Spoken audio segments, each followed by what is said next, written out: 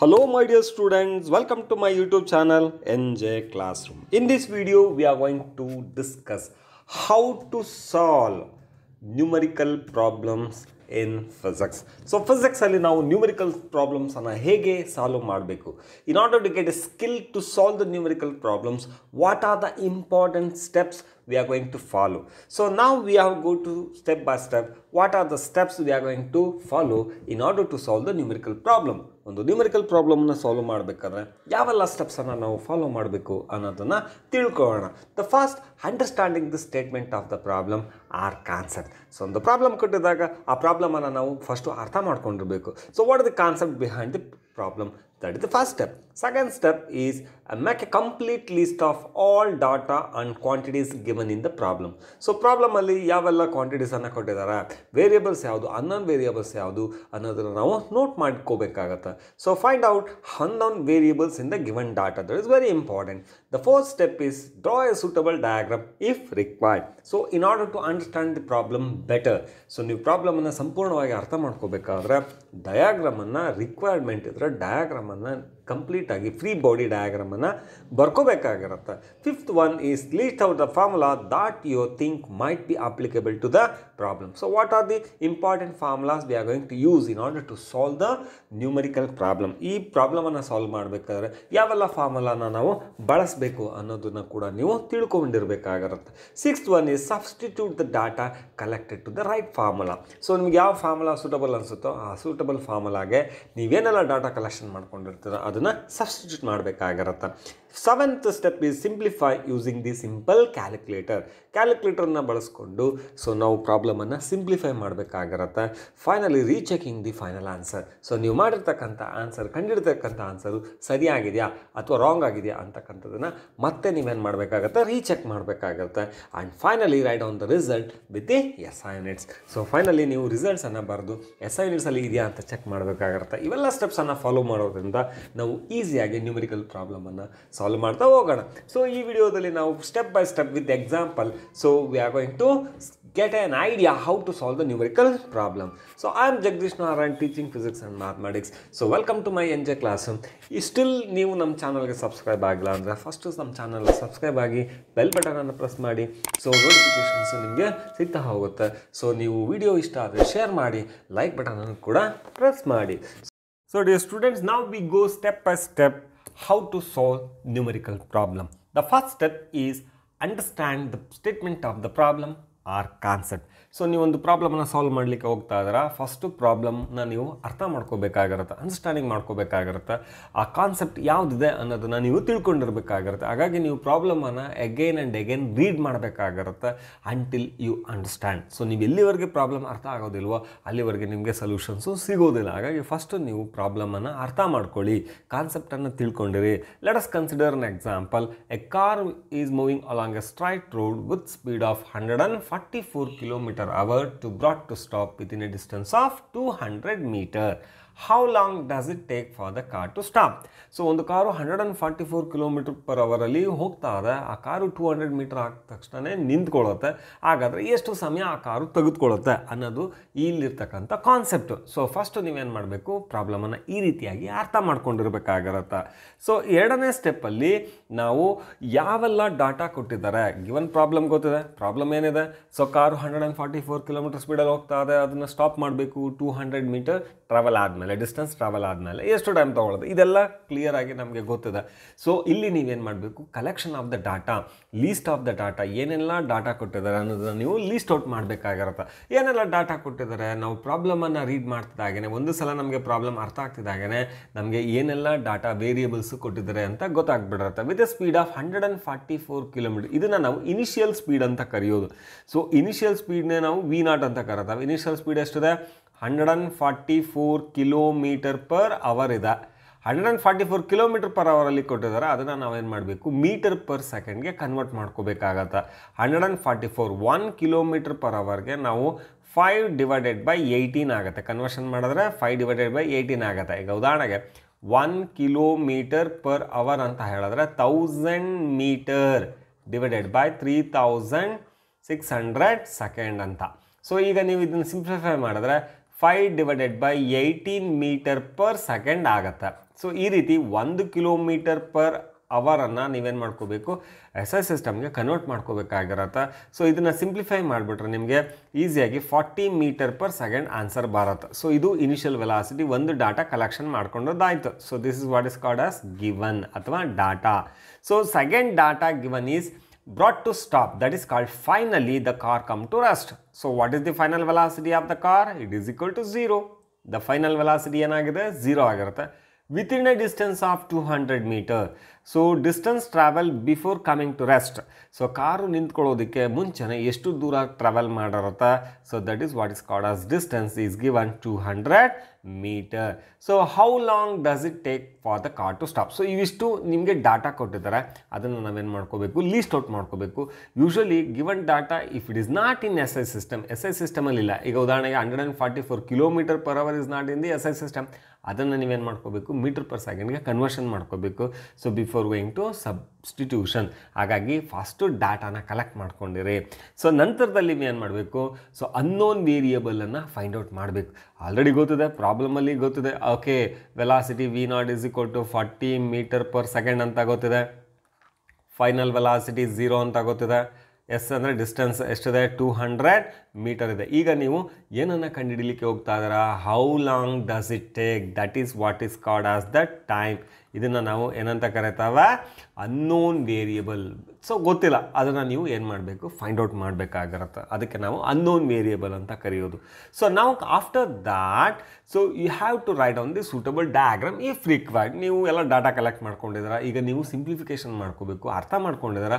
So ಅರ್ಥ ಮಾಡ್ಕೊಂಡ್ಮೇಲೆ ನೀವೇನು ಮಾಡಬೇಕಾಗತ್ತೆ, ಇಫ್ ರಿಕ್ವೈರ್ಡ್, ಇನ್ನೂ ನಿಮಗೆ ಬೆಟರ್ ಪ್ರಾಬ್ಲಮ್ ಅರ್ಥ ಆಗಬೇಕಾದ್ರೆ ನೀವು ಡಯಾಗ್ರಾಮನ್ನು ಬರ್ಕೋಬೇಕಾಗತ್ತೆ. ಲೆಟ್ ಅಸ್ ಕನ್ಸಿಡರ್ ಸಿಂಪ್ಲಿ ನಾವು ಬರೆಯೋದಾದರೆ, ಫ್ರೀ ಬಾಡಿ ಡಯಾಗ್ರಾಮನ್ನು ಬರೆಯೋದಾದರೆ, this is what is called as a route ಅಂತ ಅನ್ಕೊಂಡ್ಮ.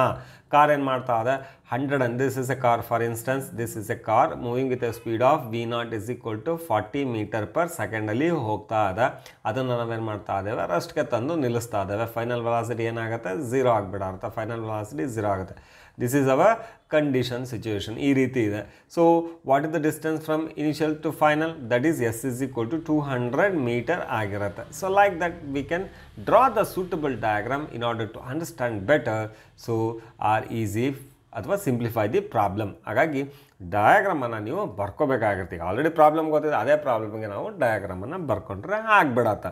So let go for the collection of the formula that is suitable. So ಯಾವ ಫಾರ್ಮುಲಾನ ನಾವು ಬಳಸೋದ್ರಿಂದ ಪ್ರಾಬ್ಲಮನ್ನು ಸಾಲ್ವ್ ಮಾಡ್ಬೋದು. ಕೊಟ್ಟಿರ್ತಕ್ಕಂಥ ವೇರಿಯೇಬಲ್ಸು, ಪ್ರಾಬ್ಲಮಲ್ಲಿ ವೇರಿಯೇಬಲ್ಸ್ ಇದೆ. So initial velocity V0 is equal to 40 metre per second ಅಂತ ಗೊತ್ತಿದೆ. ಫೈನಲ್ ವೆಲಾಸಿಟಿ ಎಷ್ಟಿದೆ, is 0. ಡಿಸ್ಟೆನ್ಸ್ ಎಷ್ಟಿದೆ, 200 ಮೀಟರ್ ಇದೆ. ಸೊ ಈಗ ನೀವು ಟೈಮನ್ನು ನೇರವಾಗಿ ಕಂಡುಹಿಡಿಬೇಕಾಗಿರುತ್ತೆ. ಸೊ ನಾವು look at the variables, known variables, ಮತ್ತು ಇವೆಲ್ಲವೂ ನೋನ್ ವೇರಿಯೇಬಲ್ಸ್, ಇದು unknown variables. Time is the unknown variables. What are the relation between these two? We can't get a direct formula. So ನೀವು ಡಿಸ್ಟೆನ್ಸು, ವೆಲಾಸಿಟಿ, ಟೈಮನ್ನು ಬಳಸ್ಕೊಂಡು ನೇರವಾಗಿ ಕಂಡುಹಿಡಲಿಕ್ಕೆ ಬರಲ್ಲ. ಯಾಕೆಂದರೆ ದಿಸ್ ಇಸ್ ಕೈನಮ್ಯಾಟಿಕ್ ಈಕ್ವೇಷನ್ಸಲ್ಲಿ ಕಾನ್ಸ್ಟೆಂಟ್ ಆಕ್ಸಲರೇಷನ್, ಫಸ್ಟು ಆಕ್ಸಲರೇಷನನ್ನು ಕಂಡುಹಿಡ್ಕೊಬೇಕು. ಸೊ ವೆಲಾಸಿಟಿ, ಡಿಸ್ಟೆನ್ಸನ್ನು ಬಳಸ್ಕೊಂಡು ನಾವು ಆಕ್ಸಲರೇಷನ್ ಕಂಡುಹಿಡ್ಕೋಬೇಕು. ಹಾಗಾಗಿ ಫಾರ್ಮುಲಾ ಏನಿದೆ, V² is equal to V0² plus 2AS. ಈ ಒಂದು ಫಾರ್ಮುಲಾನ ನಾವು ಫಸ್ಟು ಲಿಸ್ಟ್ ಔಟ್ ಮಾಡ್ಕೋಬೇಕು. ಈ ಫಾರ್ಮುಲಾ ಬಳಸ್ಕೊಂಡು ನಾವು ಆಕ್ಸಲರೇಷನನ್ನು ಕಂಡುಹಿಡ್ಕೊಬೋದು. So by finding the acceleration we go for another formula, that is V is equal to V0 plus AT. So ಈ ಫಾರ್ಮುಲಾನ ಬಳಸ್ಕೊಂಡು ನಾವು ಟೈಮನ್ನು ಈಸಿಯಾಗಿ ಕಂಡುಹಿಡಿಬೋದಾಗಿರುತ್ತೆ. ಹಾಗಾಗಿ what are the important formulas are required to solve the numericals problem, ಅದು very important ಆಗಿರುತ್ತೆ. That is the relation between the known and unknown variables. So ಈ ಥರ ನೀವು ಫಸ್ಟು ರಿಕ್ವೈರ್ಡ್ ಫಾರ್ಮುಲಾನ ನೀವು ಬರ್ಕೋಬೇಕಾಗತ್ತೆ.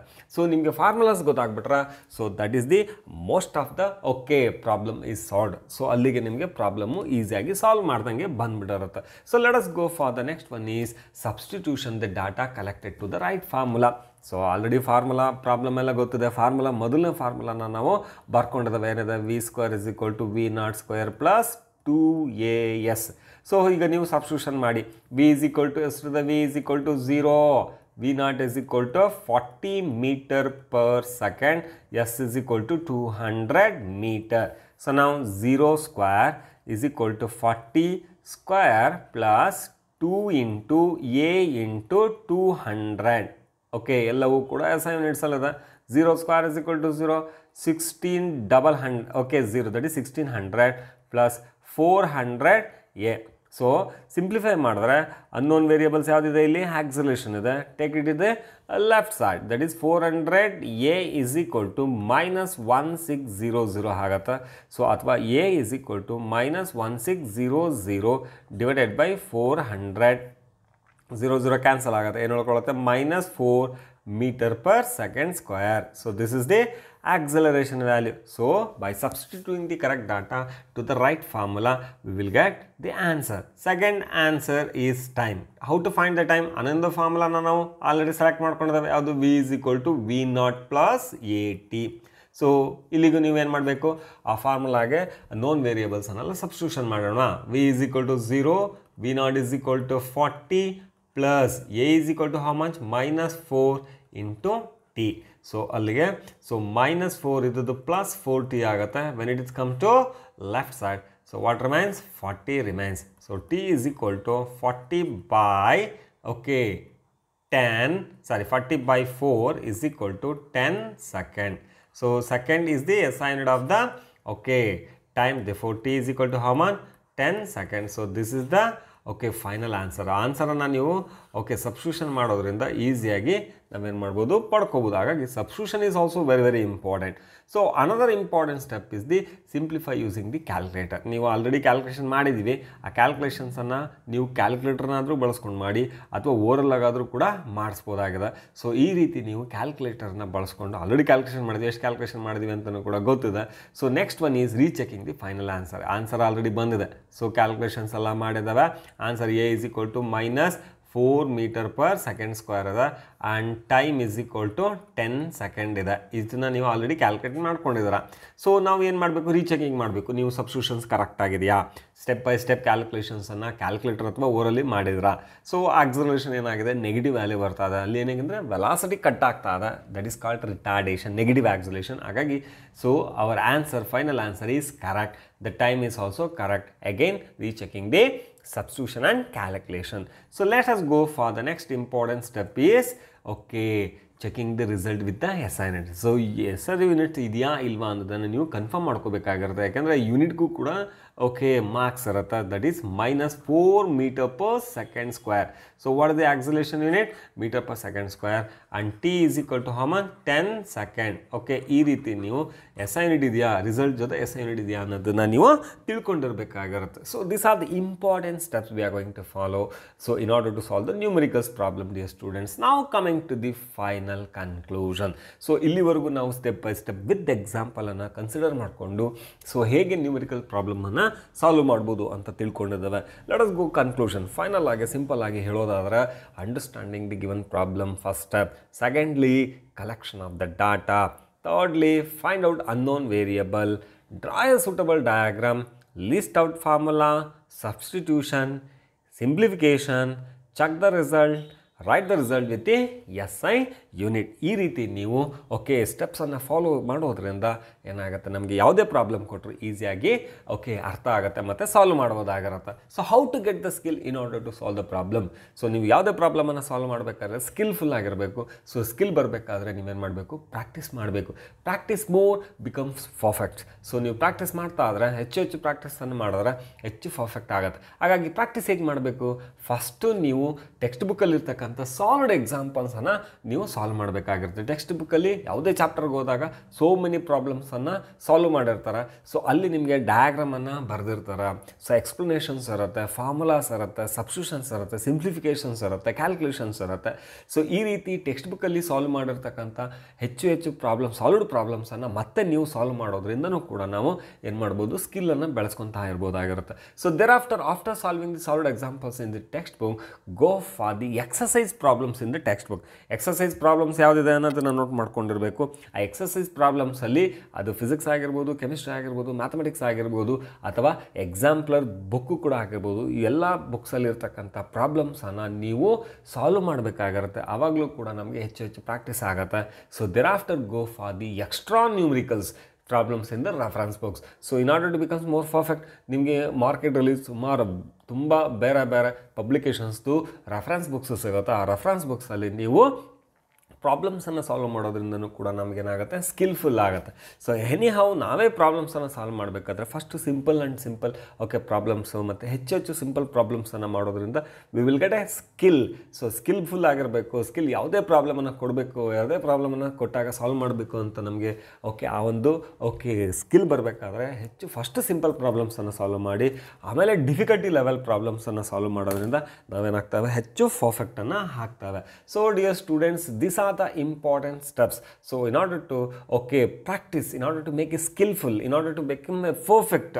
ನೀವು ಪರ್ಫೆಕ್ಟ್ ಆಗಬೇಕಾದ್ರೆ ನ್ಯೂಮರಿಕಲ್ಸ್ ಪ್ರಾಬ್ಲಮ್ಸಲ್ಲಿ, ಅದು ಬೋರ್ಡ್ ಎಕ್ಸಾಮ್ ಆಗಿರ್ಬೋದು ಅಥವಾ ಯಾವುದೇ ಕಾಂಪಿಟೇಟಿವ್ ಎಕ್ಸಾಮ್ಸ್ ಇರ್ಬೋದು, ಫಿಸಿಕ್ಸಲ್ಲಿ ಮೇಯ್ನ್ ಆಗಿ ನ್ಯೂಮರಿಕಲ್ಸನ್ನು ಸಾಲ್ವ್ ಮಾಡೋದನ್ನು ಕಲ್ತ್ಕೊಂಡಿರಬೇಕಾಗಿರುತ್ತೆ. That is very very important. So to become skillful and perfect. So my dear students, I am Jagadish Narayan, you know very well.